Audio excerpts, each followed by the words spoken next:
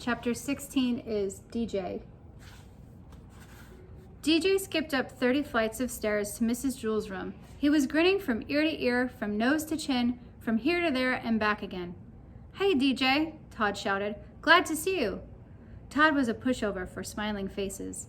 Mrs. Jewell heard him. She began to write Todd's name on the board under the word discipline, but when she saw DJ smile, she put down the chalk. "Good morning, DJ," she said. "What are you so happy about?" DJ grinned and shrugged his shoulders. Mrs. Jewell smiled. Damien looked at the smile on Mrs. Jewell's face, then at Todd's, and finally at DJ's. Then Damien smiled, too. His smile was almost as big as DJ's. They were best friends. Once they saw two of them smiling, the rest of the class couldn't help but smile. Rodney had a very cute one due to her two missing front teeth. Nobody had an ugly smile. Jason came to school late. He was very upset, but the first thing he saw was Damien's smile, and he felt a little bit better. Then he saw Rodney's toothless grin, and even began to smile a little himself.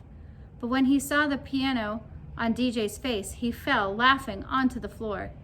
Everybody started to laugh, even Kathy, and she hardly ever laughed except when someone hurt himself.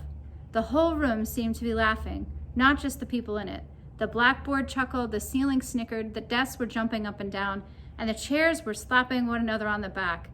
The floor was very ticklish. It laughed until the walls turned purple. The wastepaper baskets started to sing, and all the pencils stood up and danced. Finally, things began to settle down. Mrs. Jewell wiped her eyes and said, "DJ, why don't you tell the class why you are so happy? At least let us know what we are laughing about." But DJ just kept on smiling. "Come on, DJ," said Dee Dee. "Tell us." DJ didn't say a word. He couldn't. His mouth was stretched out of shape. "Let us guess," said Ron. "If we guess it right, will you tell us?" DJ nodded his head.